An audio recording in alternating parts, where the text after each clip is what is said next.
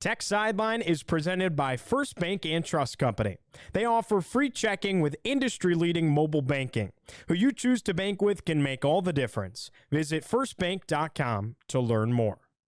What's going on, Hokies? For the first time since 2019, Virginia Tech football has won its third straight after taking care of business against Georgia Tech inside Lane Stadium. It's episode 385 of the Tech Sideline podcast. We're ready to unpack it all, and it starts right now.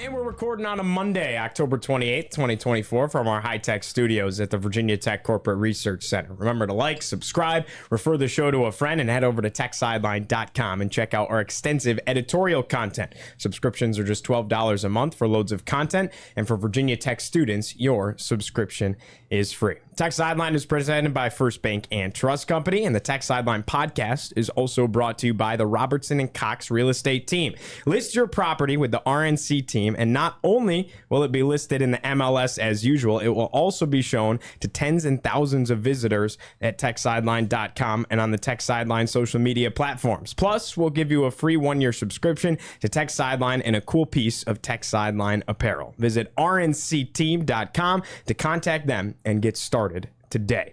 As always, I'm your host, Giovanni Heater. To my right, Chris Coleman, our lead analyst and columnist. Across the way, senior staff writer, Andy Bitter. And in the fourth chair, our managing editor, David Cunningham. The mustache man, Nick Brown, pushing the buttons, producing the show behind the scene. All right, guys, Virginia Tech takes down Georgia Tech 21-6 inside Lane Stadium on Saturday.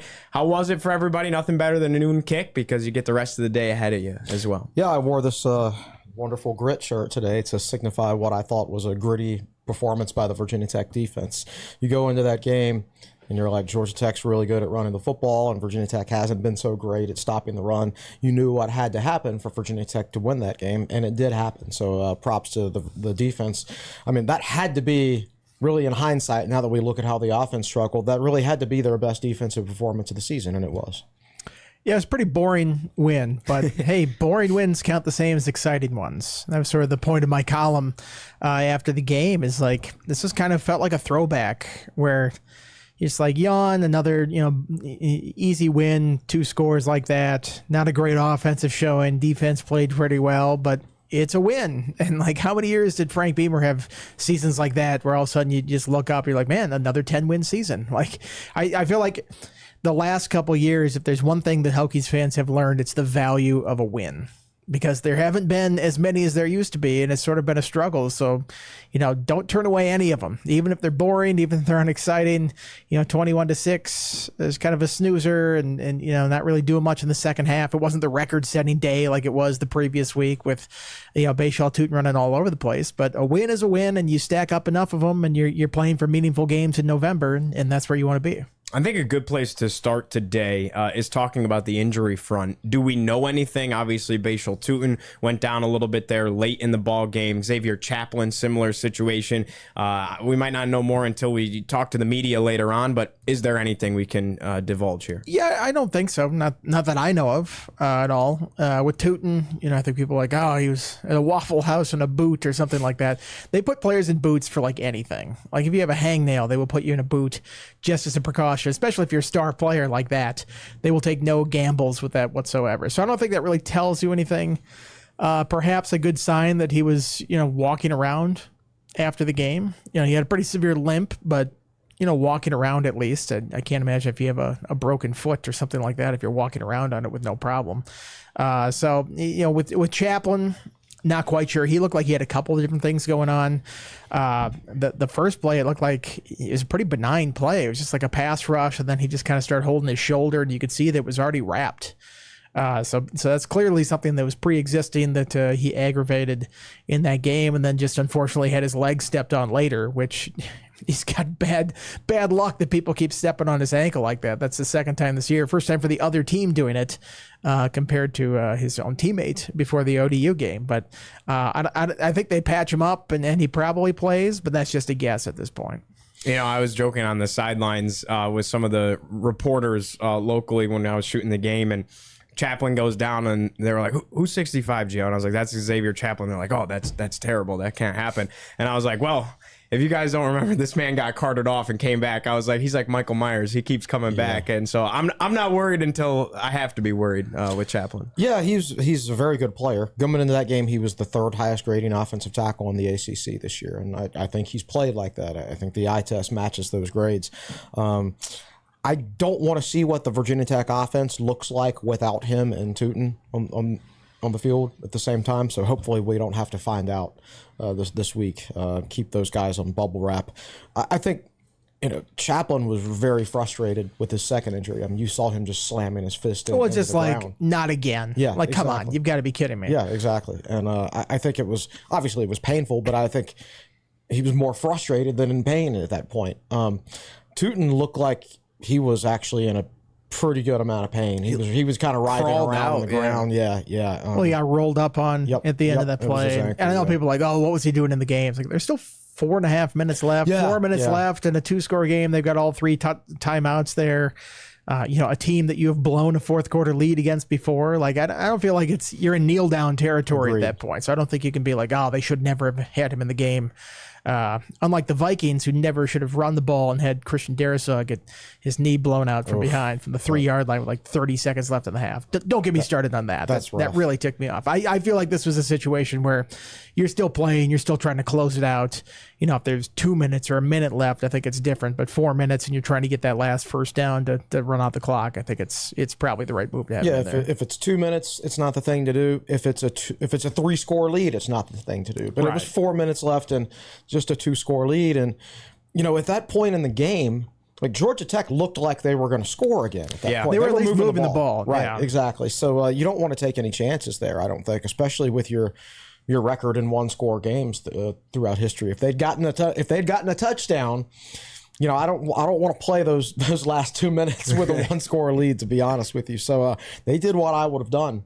Unfortunately, it didn't work out, and we know Tootin is tough. I mean, he was playing with a knee brace on earlier in the season, so I'd be surprised if we didn't see him against Syracuse. But you just don't know. A lot of times, injuries like that, you want to look at it the next morning and see how bad the swelling is, or if there is swelling, and then you take it day by day after that. But I seriously doubt you're going to see him in practice this week. Well, it's such a bummer for him because he had the knee sprain earlier, and like he dropped the knee brace before the Boston College game. So we saw what he was like when he was healthy and fast, and it looked like he was shot out of a cannon in that game. And now, even if he plays in this game, he's going to be limited, based on, how that ankle looked when the injury happened like that. I can't imagine you just bounce back to 100% right away on that. So that's the unfortunate part about that, is that he finally got healthy over the previous one, and now he's going to be dealing with this. Yeah, fingers crossed on the injury front for the Hokies. I'm sure Brett Pry will be. I can already tell you what he's going to say on Tuesday. It's like they're questionable. They're day to day right now. We're going to monitor it.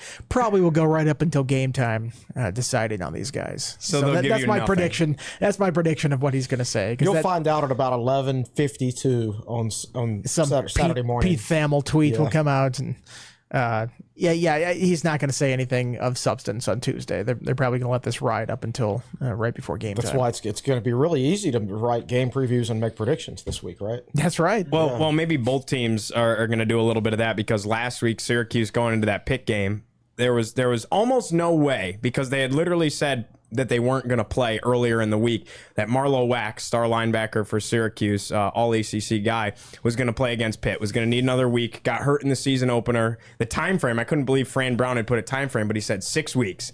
That 6-week mark was that Pitt game, said he wasn't going to play. And then same thing with Trevor Pena, who went out with a head injury against NC State the week prior before the bye week. They said he wasn't going to play. And then Pete Thamel tweets 20 minutes before that game, Marlowe Wax and Trevor Pena are going to play. And they did. So you never know with these injuries. They combined to throw 3 pick sixes in that game, those 2 linebackers. Incredible. Unbelievable. It was awesome. Let's talk about this Virginia Tech offense on Saturday against Georgia Tech. Outgained by Georgia Tech 356 to 233 in total yards. I think that's a little deceiving just with how they were moving the ball in the fourth quarter. 99 yards on the ground for Tech, 134 through the air. 2 of 15 on third down, 10 punts. I mean, nothing was great offensively, kind of like you guys said, gritty, got the job done. I think some positives, went 3 of 3 with 3 touchdowns in the red zone, but at the same time, as you say that, only ran 23 plays in Georgia Tech territory. Yeah, it was a rough offensive performance, and it took the unique trick plays, so to speak, to actually get scores. You had Benji Gosnell scoring out of an unbalanced formation. It was a very similar formation and play call to what they ran in the Wake Forest game last year down around the goal line. You had the Philly special, you had the flea flicker, you had the end around to Aiden Green, and that was a big play. It seemed like almost half of Virginia Tech's 233 yards were generated off what you would call trick plays or, schemed plays or whatever, what have you. The traditional offense really struggled to get anything going. And I thought particularly after halftime, Georgia Tech seemed to make adjustments to that stretch play or the series of stretch plays that Virginia Tech has run so successfully recently. And that play was not there for Virginia Tech in the second half. And there was a good adjustment by Georgia Tech, and then Virginia Tech was unable to make the adjustment to the adjustment. Let's see what else. 4.8 yards per attempt in the passing game. And I think that was the 4th worst number of the Tyler Bowen era, not counting the bowl game and the brutal weather and all that. But so it's just I didn't like the way they started the game with drones. Like the last 2 weeks, he's been very efficient. And early in the game, they were like, here's one read plays. Very quick passing plays, one read.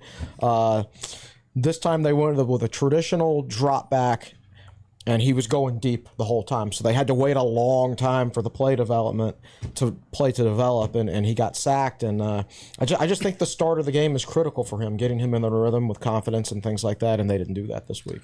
That was Tech's fewest yards in a victory since... Oh my gosh, that Rutgers Bowl game. It was the Russell Athletic Bowl in 2012 when they had 196 yards, I think it was. Such an entertaining and game. Won the game. This is also from David Teal, who's part-time statistician looking this stuff up. Fewest first downs in a win since 2006 at Miami. Wow. Oh, that was a horrible game to watch, too. Yeah, a lot of horrible games. We're sensing a theme in some of these things. Even though these were horrible games, they still won these games.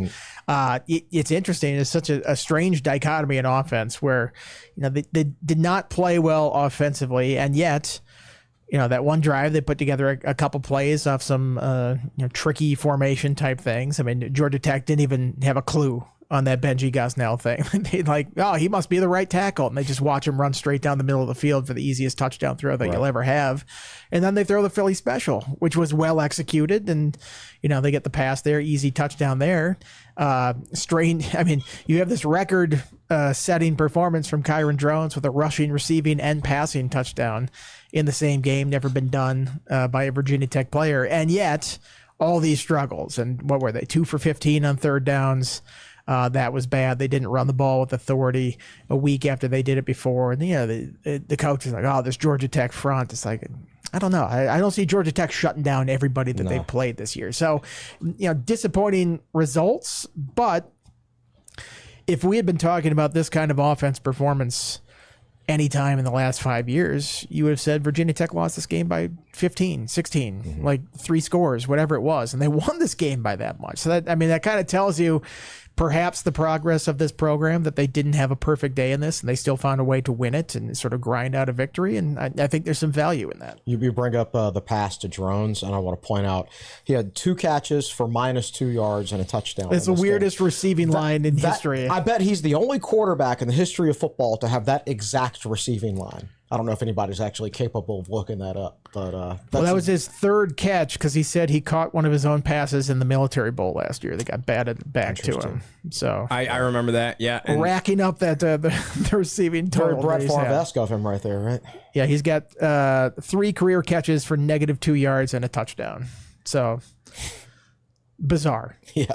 No doubt. Chris, did they follow? They didn't necessarily follow your formula, so to speak. Now you've developed an eye in me where that's like the first thing I look at. What was the split, right? 33 rushes, 28 passing attempts. Maybe you would have liked a little more rushing, a little less throwing. Typically, especially in the first half. Like the running game was working a little bit in the first half. Not great, but it was working some. The second half, it got completely shut down.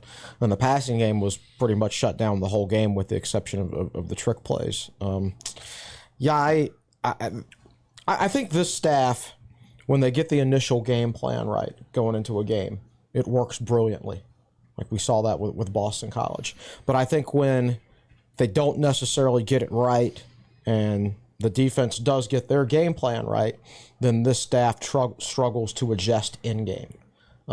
Like things were going poorly for this one for Virginia Tech, and they just didn't get any better offensively, and in fact got worse as the game went on. So to me, that's the issue. Like, and that's another thing that makes them very difficult to predict. Like, if that initial game plan is right, then they end up blowing teams out. Sure. But if they don't get it right, then it becomes a major struggle because it kind of seems like offensively they struggle to adjust in game. Andy putting a little bit of bow on the offensive side of things here. 17 carries, 80 yards. Benji Gosnell had a real nice day. Led the team in receiving, 5 catches for 59 yards and a score. Just some standout performances offensively. Yeah, I think you look at that number, rushing carry total for Bayshall Tootin, 17. I forget what it was at halftime. There was a stats malfunction disaster at halftime. I think it was 7. So I can't remember what we didn't have halftime stats because there was a complete collapse of the stat system that they had. And we'll applaud them for everything they had to do after. Really good job to get that to us after the game. They had to really scramble with hard work there. But it didn't seem like he got a lot of first half carries, which is, he's coming off a game when he ran for 266. Got to feed him the ball. You've got to get him the ball and make it a plan to go there. Hey, we're gonna feed this guy early and get him lathered up here, and that's their best offense is when he's really rushing. It didn't seem like not only did they not do that, they didn't really try to do that too much in the first half. And you mentioned Gosnell. He's just a really talented pass catcher, and I'm kind of surprised they haven't used him more. Maybe that's just a function of there's so many options in this passing game, and you can see it with the stats from week to week, and you're just not going to have a guy that's going to have 8 catches for 120 yards or something like that. But everybody contributes their own little bit.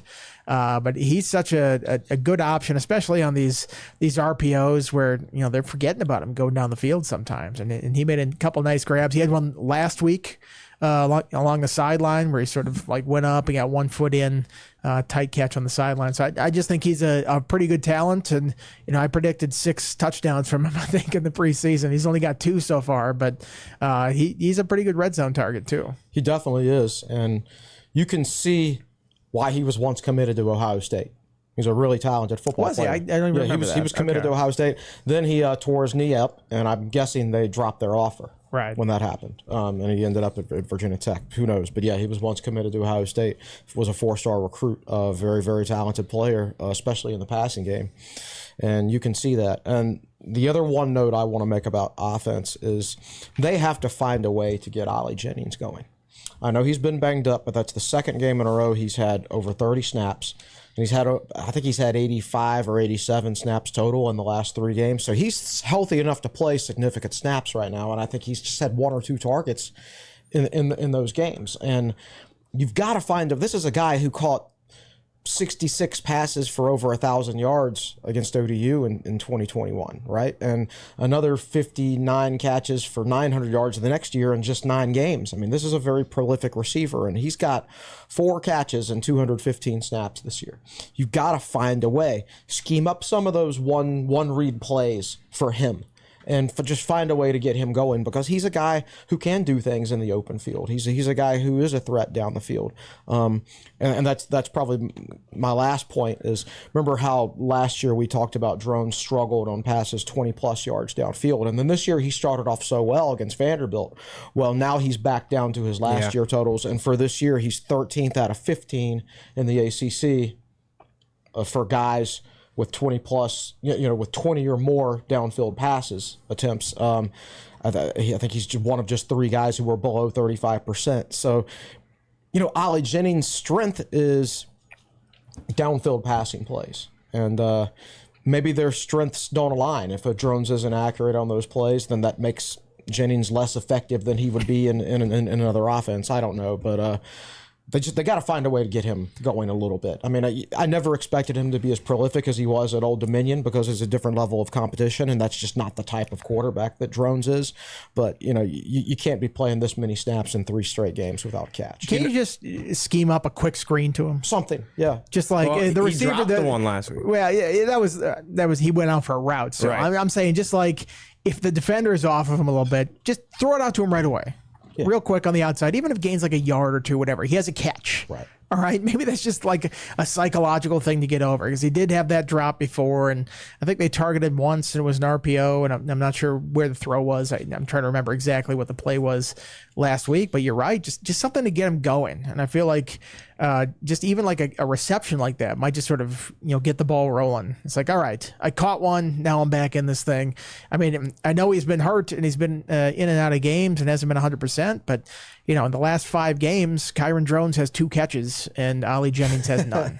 So, fluke circumstances that led to that whole thing. But I mean, it's a bizarre thing, and they got to get him going because, like you said, he's a real weapon in this thing, and they can use all the weapons they can have on offense and spread it around and who are you going to guard and stuff like this, but you got to get them all going to get to that point. Chris, to your point, when I go in after the game and log all of our clips and cut all the waste clips or whatever, and I always still log the missed shots in case we ever need to put together a package where we're talking about that or something, and it's always mostly Felton and sometimes Jalen Lane. He's never even taken a shot down the field to Ali Jennings. No, except for that one deep ball against Vanderbilt. Right. No, not at all. No, I want to give Jennings credit. He appears to still be mentally engaged. He had a great block on the 41-yard Tootin run.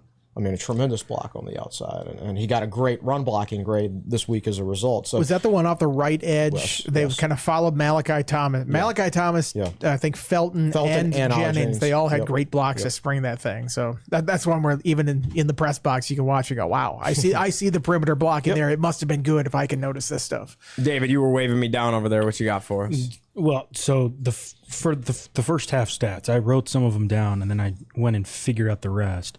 Tootin had 7 carries in that first half. Yeah. Tech threw the ball 11 times, 12 if you count the sack on the first play of the game. Drones was 9 of 11 for 85 yards in that first half. Tech ran the ball 15 times for 85 yards, and Tootin had 7 of those carries, right? Mm-hmm. Drones had a couple carries. Thomas had 1 or 2. Lane had 1, technically. So Green had 1. And yes, the reverse. So, yes, Andy had mentioned he wasn't sure what the stats were from that first half, and I just wanted to clarify that. But yeah, I mean, they didn't really give Tootin the ball a ton, and I think, very interesting that, Tootin finished with, 17 carries. I mean, that's 1 fewer than last week. But at the same time, he averaged, or he, had 226 yards last week, which shows he was breaking off the long runs. He still averaged 4.7 yards per carry. So I think that's a case where if you just get the guy the ball 2 or 3 more times, your offense probably gains 12 to 15 more yards. Let's talk about this defense a little bit, but first we got Stat Time with Scott Glesner, and first we got to tell you, as always, Tech Sideline is presented by First Bank and Trust Company, where exceptional customer service comes first. First Bank and Trust Company offers a variety of checkings and savings account options that are sure to meet your banking needs. That includes free checking. Visit firstbank.com to find the account that's right for you. All right, you got Stat Time with us, David, over there? Yeah, I picked out some of my favorite stats. Nice. Scott sent 4, 5, 6, 8 stats. I picked out a handful of mine, and including one I literally just found. I asked Damian Salas about a stat, and he looked it up for me. Virginia Tech was outgained by 120 yards. It's the first time the Hokies won a game when outgained by that much or more since the 2019 Miami game. If you remember that game in Hard Rock, that was the Hendon Hooker game. Miami outgained them by 226 yards. No kidding. And Tech won. That was a bunch of interceptions. Yes, they had a lot of 4 interceptions. first half turnovers, I think. Virginia Tech was 5-34 in its last 39 games when scoring 21 or fewer points. The last win was against Richmond in 2021. Yeah, that was an exciting one. Go back a while. So, Andy mentioned it earlier, so I went back and looked. That Beamer used to rip off there used to be these close games where Tech wouldn't score a lot, right? You think back to some of the old Virginia Tech teams, like 2007, the teams that had really good defenses, not necessarily as great offenses. The defenses won them the game. I went back and looked from Beamer's tenure when Virginia Tech was in the ACC, so from 2004 through 2015. Virginia Tech was 9-11 when it put up fewer than 250 yards of total offense under Wow, Beamer. that's incredible. That's actually a great winning percentage for that few wins. number. I didn't finish writing out all the wins. There were a couple blowout wins in there, include like against ACC competition, like Tech beat Clemson 41-23 in 2007. That was a kickoff return, But there was a bunch of interception special return. teams stuff there. Yeah. Tech beat Clemson in Tech beat Carolina in 2006 35-10. That was another one of those games. And Tech was right around the 220-yard mark. But I just thought it was interesting. Like you look at some of these, the Boston College ACC championship game in 2008, Tech won by 18, but I think there was it was either that year or the year before, there was a pick in there, a pick six. So I thought that was very interesting. Virginia Tech had lost its last 7 games, including 2 under Brent Pry, when it had fewer than 250 yards. But Beamer was 9-11, so that goes to the point Andy talked about. First win without rushing for 100 yards since Duke in 2018. Tech had lost its last 10. It's happened 8 times under Pry. This is the first win.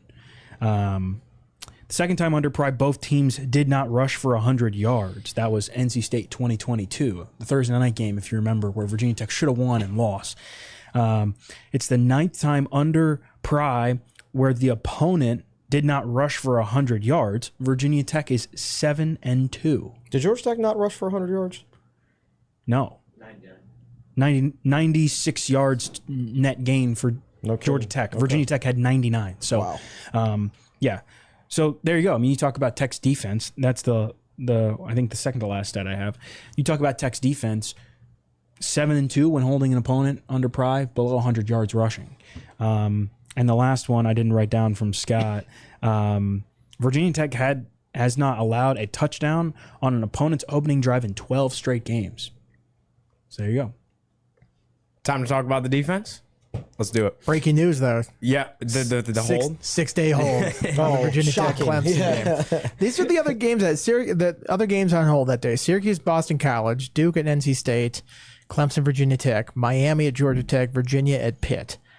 They can't just decide where they want to put the Virginia Tech Clemson game. Like that's clearly the best one of the bunch there. Yeah, honestly, who cares whether Virginia Tech is 6-3 or 5-4? That's going to be a great atmosphere. Right. Like every other game involves a dud in some way or not. I guess Miami Georgia Tech is maybe the other decent game out of there. So that's my loss for Miami. If Haynes King comes back, Georgia Tech's going to beat Miami. They did last year with the hiccups. Is Haynes King coming back though? Don't know. You mean with the not taking the knee? With the not taking the knee, I should say. Yeah. Well, where do you guys want to see this game? You want to see it a night game? I know Andy loves a good noon kick. We haven't had a night. I mean, the only night game in Lane was a Thursday night. I feel like Tech's due for a night game. I would like a night. It would make sense. I mean, I guess the other one that week is Florida State Notre Dame, which they've already announced at night. Do any of the but that's not. I don't think that's part of the package. I think that's on. Is that a ESPN or an ABC? I think it's an NBC game. What's Stanford and Cal doing that week? Are they home? They are on. Let's see. I just closed it out. Sorry. Stanford and Cal. Cal's at Wake Forest on a Friday. Okay. Florida State Notre Dame on Saturday at 7:30 on Stanford's NBC. So previously announced. Okay, so Stanford's off. Stanford's off. Okay, so that should open things up. All right, here's the thing with adding 2 West Coast teams. Whenever either of them or both play at home in one weekend, that knocks out either a night slot or a 3:30 slot for one of the East Coast teams. So there's fewer chances in theory of getting a night game in the future because those teams were added. But in a week where one of them's playing on the road on a Friday and the other has a bye week, that opens all those time slots up. So yeah, I mean, So what you're saying is we have no clue what time. yeah, you're right, exactly. But I know what time it should be. What you should it should be a night game for sure. Well, so here's my question: is there a chance of if it's a night game, it would probably have to be 8 o'clock on the ACC network? Is there a chance you squeeze your way onto a normal ESPN platform with this? Because it is a pretty big game, especially if Tech wins this week. I don't know what the other games are. I feel like I don't even know what they prioritize anymore. Sure. Like everybody loves primetime games, but like the network's kind of like those noon starts because they draw big numbers in the middle of the day, and 3:30 is a huge draw. So I don't even know what the best time slot is anymore. Fair. Yeah, they try to balance it out. Like you don't want to put every good game at 3:30 and at night, of course, because then who would watch noon games, right? So they try to balance them out, and sometimes you draw the short end of the stick and you get the noon game, but that's just the networks trying to get people to watch all day long instead of just 2/3 of the day. I feel like 3:30 would be a good if they got Florida State Notre Dame at night, which should not be a good game, but people will watch. Right. 3:30 be a good target for that game. All right, Virginia Tech's defense. Let's take a look at some of Georgia Tech's drives here. Let's actually go down the list and talk about all of them here, because Tech's defense was pretty lights out when you look at it from a drive chart perspective. They went field goal on the opening drive, punt, field goal, punt, interception, punt, turnover on downs, downs, interception. I mean, that kind of speaks for itself. I think so. Early in the game, I thought it felt like the Rutgers game all over again because Virginia Tech was doing a good job against the run, but Georgia Tech kept hitting wide open tight end passes into the flat, and I'm like, oh, here we go again. But to Chris Marv's credit, it seemed like Virginia Tech made adjustments to that after the first few drives and really held down the Yellow Jackets after that. Got a little dicey when they made a quarterback change late, and certainly I would not want to. In hindsight, with knowing what the Virginia Tech offense did, I wouldn't want to play that game with Haynes King available because I think there's a chance it would have. He's worth at least a touchdown, and so I don't want to know what would have happened if he had played. But you said it yesterday. You can only control what's in front of you. Like Virginia Tech has no control over Haynes King being hurt. Control, just go out there and play well against whoever's playing, and they did that. And I thought. It was their best game of the season considering the level of competition when it comes to gap assignment and run fits and linebackers and safeties not making mistakes and things like that. And that was very good to see because I thought you saw them grow a little bit from a team defensive perspective in that game. Yeah, and you see a couple linebackers making plays. Keontae Jenkins, tackle on fourth down, had a pressure on fourth down that led to a turnover on downs. Kelly Lawson, who only picks off Zach Pyron, like he's just stalking Zach Pyron and waiting to pick him off 2 years 2 years apart there. You're right. I think Haynes King playing makes that a different game. That said, I don't think Haynes King playing changes their receivers, who were not very good and had a bunch of drops. Except Singleton. Some in critical spots. I mean, they had some pretty bad drops there that, Virginia Tech is probably glad they did not catch those. They were all on third or fourth down. Yeah, it could have been a radically different finish if it came like that. But again, you can't get too picky about the way the defense showed up. I mean, first game they haven't allowed a touchdown since 2019. Those back-to-back shutouts they had against Pitt and Georgia Tech in that season. So when you're talking about going back to Bud's retirement tours, the last time you've had a defensive showing for some of these stats, that's pretty good performance regardless of who the opponent was. I didn't get a chance to look, Chris. Was there anything that stood out in the PFF numbers for Keontae Jenkins specifically? Because he just felt like he was all over the field. You take the early grades with a grain of salt. Sure. They really don't get finalized till Wednesday or Thursday. But I think his was like an 88.1 run defense grade or something like that. 88.8. 88.8. And I haven't gone back to check his previous years, but I've got to imagine if that's not his highest of his career, it's probably one of the highest. And, I thought at the end of the game, that was probably the best he's played in his career, run defense, just from an eye test standpoint. And the numbers seemed to match that up. I thought he was outstanding, not just on that play, but on a bunch of other plays too. Back-to-back weeks, 80-plus in rushing defense for him. Wow. Individually. He was the highest graded individual who was a starter in that game, 71. you know how coaches always talk about competition makes players better. Well, remember earlier this season when Caleb Spencer started getting more time at that star linebacker position, and Jenkins was doing fine. There wasn't anything wrong with his performances, but I think when Caleb Spencer started playing well, we've seen Jenkins now play well because competition forces guys to raise their game if they want to stay on the field and continue to get more snaps. So, it sounds one of those cliche coaching comments, competition makes everybody better, but it actually does, and I think in this case it has made Jenkins better. Well, clearly Georgia Tech's offensive line kind of lived up to the hype a little bit, right? They've allowed just 4 sacks all season, 1 to Virginia Tech. Wilfred Panay got in there. He got the lone Hokie sack, but man, it was tough to get pressure on those quarterbacks. He had to get that sack too because that was a touchdown if he didn't get it. If he didn't get there. There was a receiver running on a deep post, wide open. Pyron double clutched and didn't feel comfortable throwing the ball. I think he thought if he put his arm back to throw it, there was a chance he was going to get hit and fumble. And that's why he didn't throw the football. So the timing on that sack could not have been better. So while the Hokies didn't get there very often, when they did get there, it was a game-changing play. Yeah, it really feels like their scheme is the reason. Like, credit to their offensive line too, but Pyron did not hold the ball long back there. They got it out pretty quickly. Just not a lot of 3rd and long situations where you just go straight after the quarterback. So I think that all contributes to it.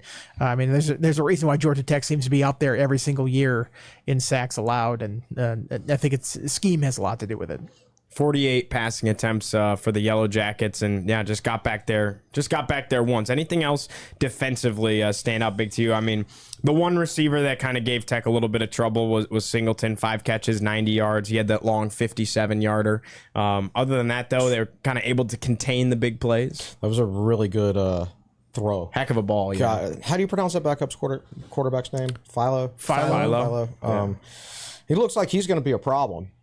He didn't have any trouble. Like he was a pretty brave guy. He could fit the ball between safeties and linebackers and things like that. And going back and watching the tape yesterday morning, Tech safeties, I want to bring up how much better they are this year in run support. I mean, the improvement of Jalen Jones, you can read it in my article from yesterday. Just his missed tackles, his missed tackle percentage, his run defense grade, all that.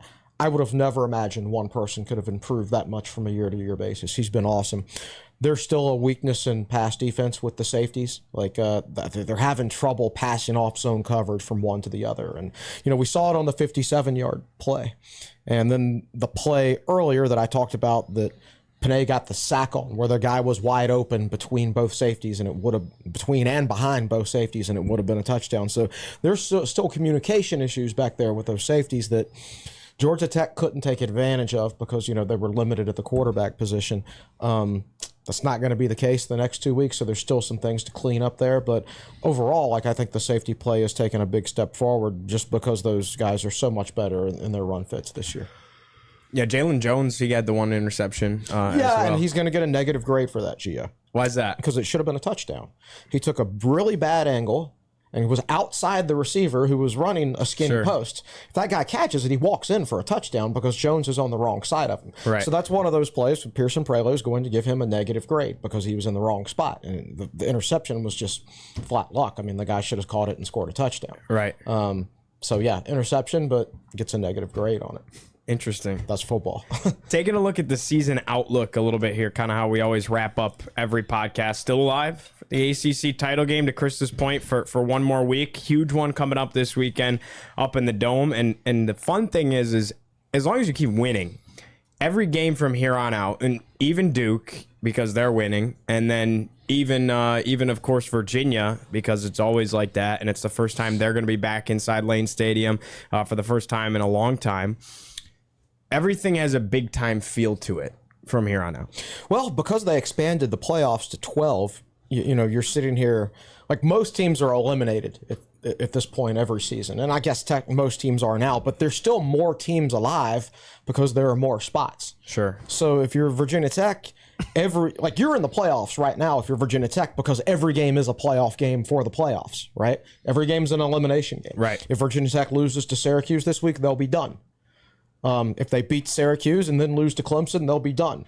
If they win those 2 games and lose to Duke, then they'll be done. Like every week is an elimination game. And that's kind of what makes it exciting. You want to play meaningful football games in November, and Virginia Tech will play a meaningful game next Saturday.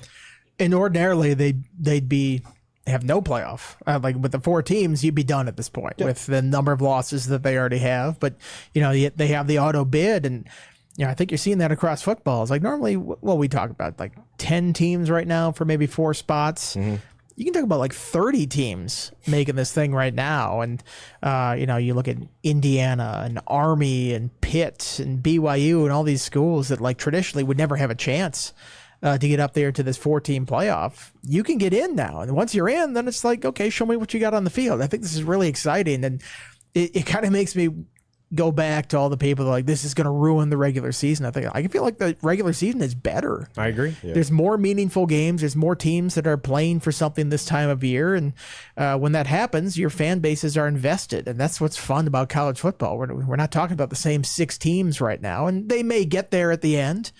And it might be Ohio State and Oregon and, maybe not Alabama this year, but Georgia and Texas and the teams that are always there in the final 4 teams. But it'll be a fun path to get there. And I'm excited to see this playoff take shape and see some fun games along the way and maybe a few upsets get sprung. And campus site home playoff games is going to be well, they should do that. They should do that and the next round. I agree. 100%. It's so dumb that they're not. And hopefully they see the light on that eventually. But I'm guessing they're going to see the green on that instead and how much money they can make on these neutral sites. Yeah, no doubt about it. Well, taking a look at what you feel reflective of this game needs to be cleaned up going into Syracuse, going into Clemson if you want to walk out of there unscathed. Offense. Yeah. Is that broad enough? Offense. They've got Virginia Tech's. I know they struggled to run the ball on Saturday, but in general, they've been able to run the ball this year. So that's not really a big concern for me unless Teuton's hurt.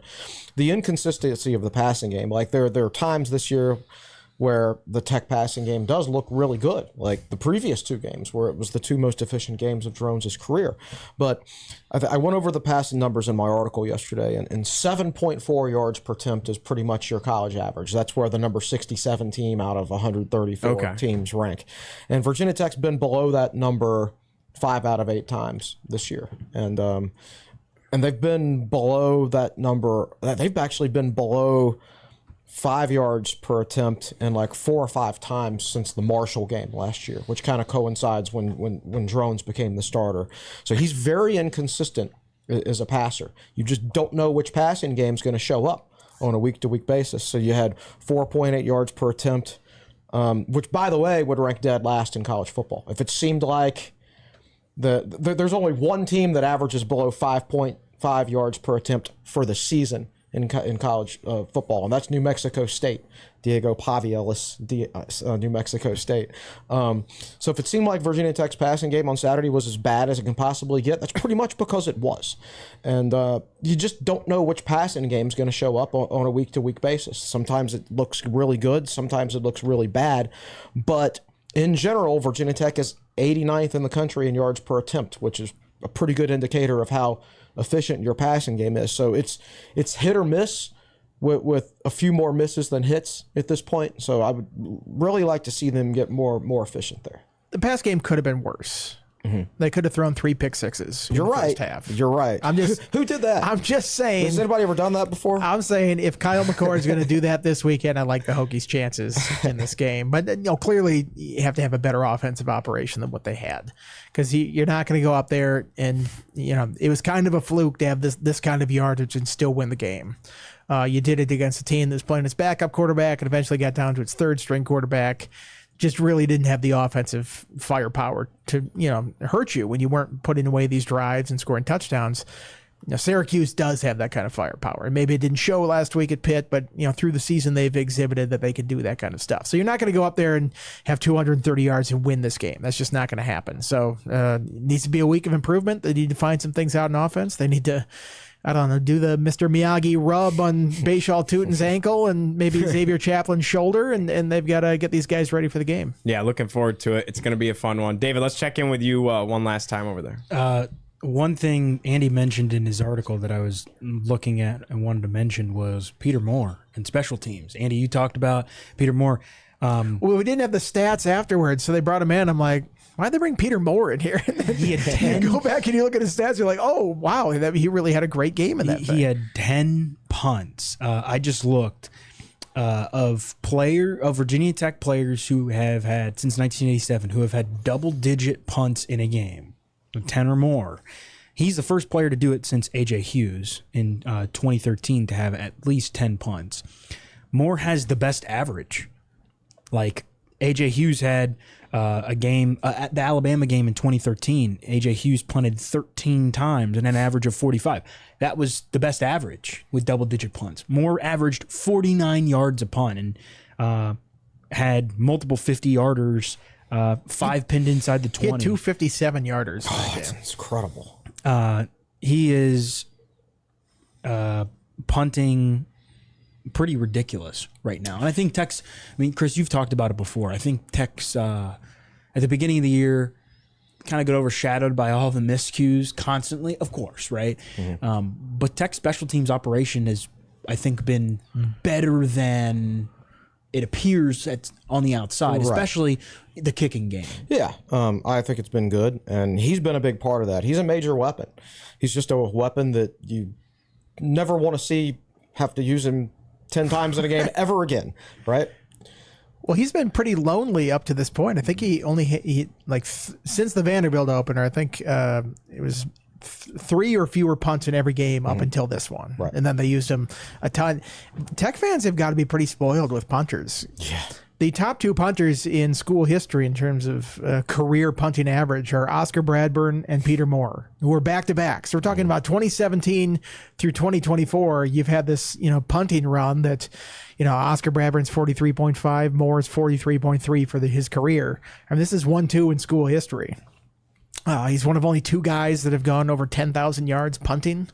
And I know that's opportunity and volume and stuff like that. A.J. Hughes is the other, but, it kind of speaks to, how consistent he's been over the years and how often he's been on the field, and they've relied on him to do that. So sort of an unsung hero of that game. And again, I wish we had the stats afterwards, because I'm sitting there asking him, like, well, they had the bad snap on the. I guess it wasn't a bad snap, or I'm not sure exactly what happened on the missed field goal. It looked like it was bad blocking up front. I don't think Love struck it straight. It looked like it was already kind of hooking anyway. And I think it was such a long attempt. You're going to kick it a little bit it's lower. Be low. And that guy's 6'6". Right. Zeke Biggers is 6'6", and they've blocked 5 or 6 field goals. Like their special. So Georgia Tech has the most blocked field goals in the country since 2013. There you go. So they're really bad on most of their special teams operations, except field goal blocks, where they've blocked 5 or 6 since last year. And so that was the one area where they did have an advantage over the Hokies. When you're kicking it longs, which means you got to get it lower, and you've got a 6'6" guy in there, it's tough to get it over him. Yeah, so I was asking about that, and then the one where the guy almost touched it. You thought you had the muffed punt for a second there, and you would have had first and goal at the 3 or something like that. I think Jason Abbey ended up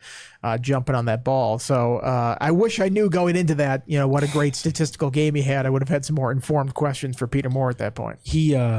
The other thing too is so that's the second most punting yards ever by a Tech player in a game. Hughes against Bama, he had 586 on 13 punts, which tells you how that game went. That was in 2013? Yeah, that was the 35-10 Bama Their game. net punting was not great in that game. Because again, he didn't average a lot. Well, yeah, they had a big punt return for a touchdown. They kind of swung the game early in that one. The thing about Moore, though, is this is the best punting average of his career. Like, in 2021, he averaged, so last year of Fuente, so when he was under Shebest, 44.5 yards per punt. And then it went down in 22 to 41.7, so down about 3 yards. And then up to 43 last year, so about up 1.5 yards. He's up to 45.8 this year. Like we were talking about, 9 punts of 50-plus yards. 11 of his 33 have been pinned inside the 20, and 12 have been fair caught, and he's along a 61. So, he's been very quiet. About 2 or 3 punts every single game this year, except for Marshall when he had 6. You would think that would be on an all-ACC pace this year, but the Florida State punter is averaging 49.6 yards per punt. He gets a lot of practice. And I was going to say, it'd be totally appropriate that Florida State has the indignity of getting the all-ACC punter and nothing else on the team. Absolutely. After you pick the winners to win the conference and shoot, they're 1-7 right now. Is that right? And they're probably going to go 2-10. because they play Charleston Southern. But, yeah, I mean, and Peter Moore also gets such good hang time on his punts that it gives the gunners a great chance to get down the field. Like the last 2 weeks, Boston College, we saw Thomas Williams get down and make a really good open field tackle, and we saw Dante Levitt do the same thing this year, and those guys are able to get down the field and time that up because he's getting such good hang time on his punts.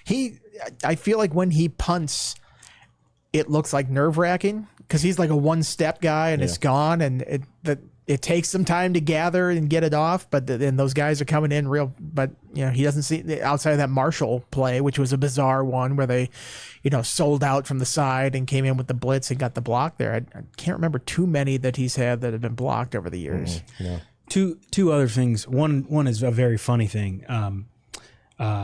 Moore had a 20-game streak, which was the longest in school history, of averaging 40 yards per punt in a game. Wow. It was snapped this year at Miami, but it was 11 games longer than Bradburn and Hughes. They had a 9-game streak. Interesting. The other thing is Joe Mayfid does the internal PA in the stats booth.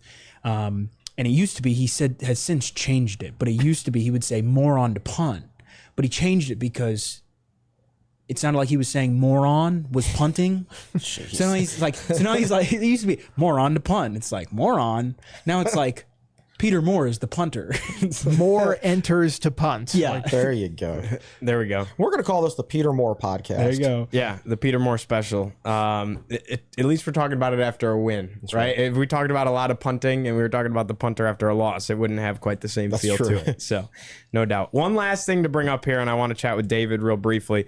Tech women's soccer clinched a spot in the ACC tournament. First time since 2020 they've done so. First time since 2013 that they have 2 top 10 wins under their belt. And again, for those that don't know, on the men's side, everybody gets in. Not on the women's side. Only the top 6 teams play in the ACC tournament. So this is big news for a team that's rolling at the right time, and they have been all year. Absolutely.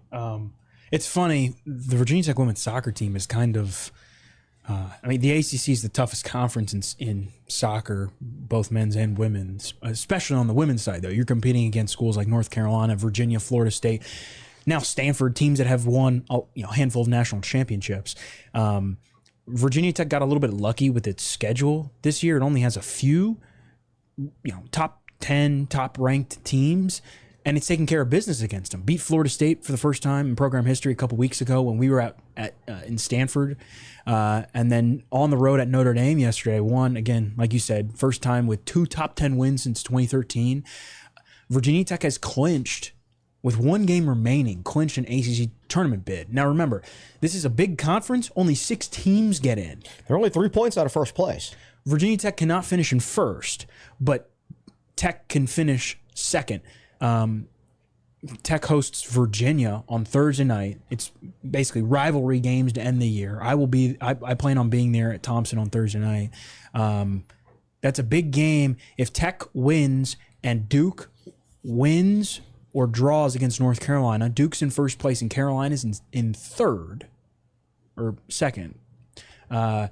Virginia Tech will finish second in the ACC. Right. So, and this is a team that is basically playing its way into hosting in the NCAA tournament too.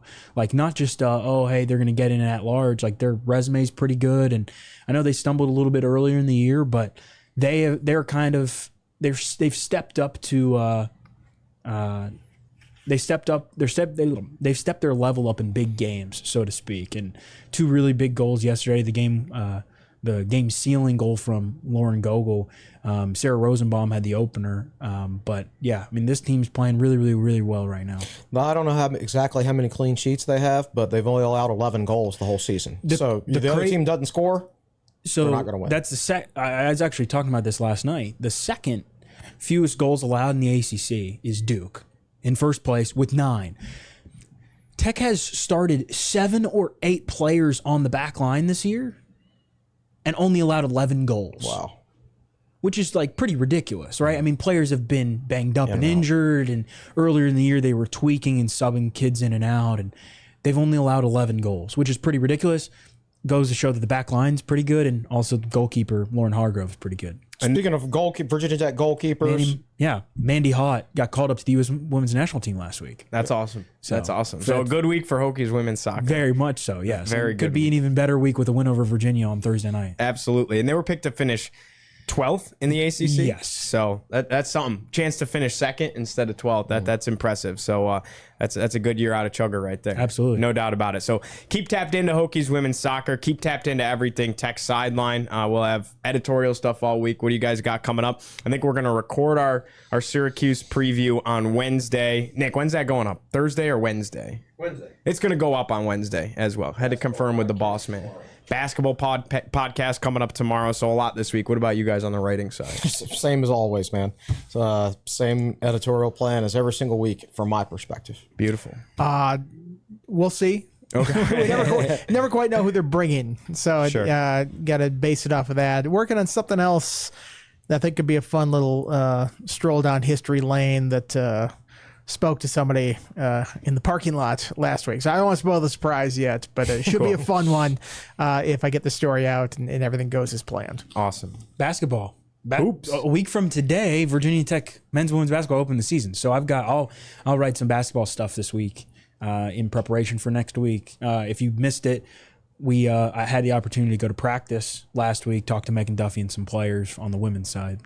And obviously, Chris and I recorded something on Friday to update you on the Virginia Tech men's basketball situation after. We should have put like the gambler as like the intro. Oh God, That would have been crazy. Hindsight. That would have been crazy. Yeah. All right. Well, appreciate everyone as always. Can't believe crossover season is already here. Loads of content coming your way. For Nick Brown, for David Cunningham, for Andy Bitter, for Chris Coleman, I'm Giovanni Heater saying so long. We'll talk to you on Wednesday.